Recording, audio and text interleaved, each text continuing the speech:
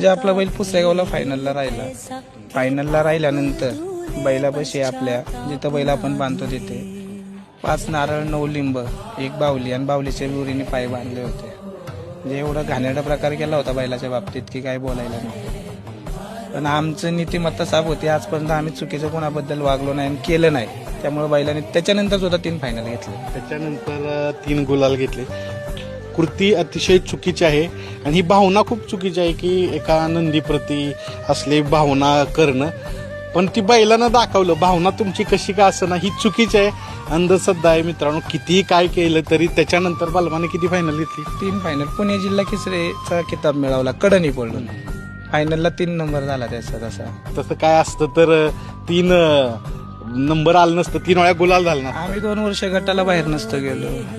2 वर्ष आम्ही गटाला आमच्याकडे पण काही ना काही जुगाड करता आला असता, पण बैल पाळला बाहेर.